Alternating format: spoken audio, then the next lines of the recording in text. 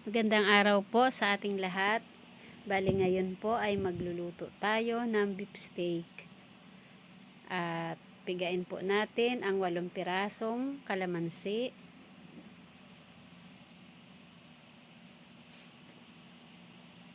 Ngayon po ay maglalagay tayo ng garlic powder sa ating karne. Kung wala pong garlic powder, ay pwede naman pong pinitpit na lang na bawang. At ilagay na po natin ang kinatas na kalamansi, paminta, at kalahating cup ng toyo or soy sauce. Ayan po.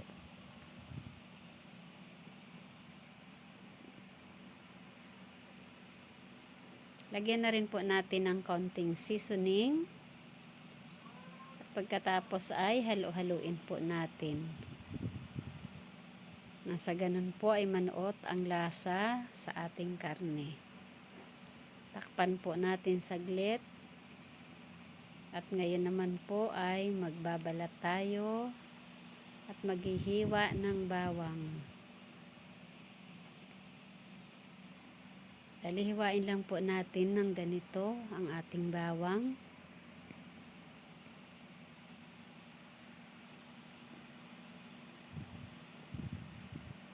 Hindi po natin kailangan magmadali at baka po tayo ay masugatan.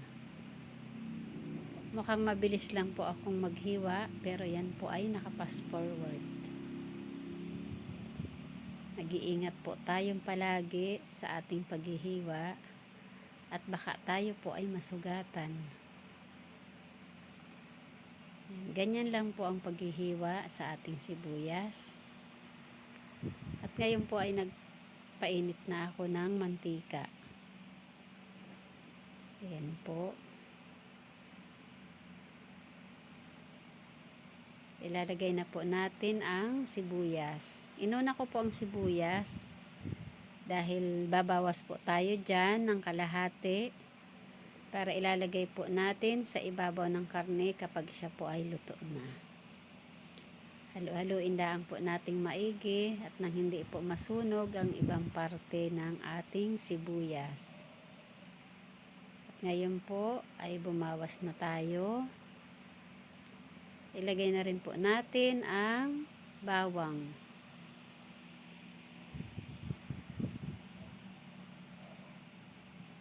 Haluin lang po nating maigi. At ngayon po ay pwede na nating ilagay ang karne. Halo-haluin lang po natin ng ganito.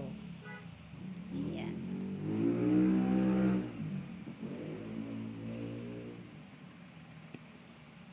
Dali inilagay na po natin ang pinagbabaran at kalahating baso ng tubig.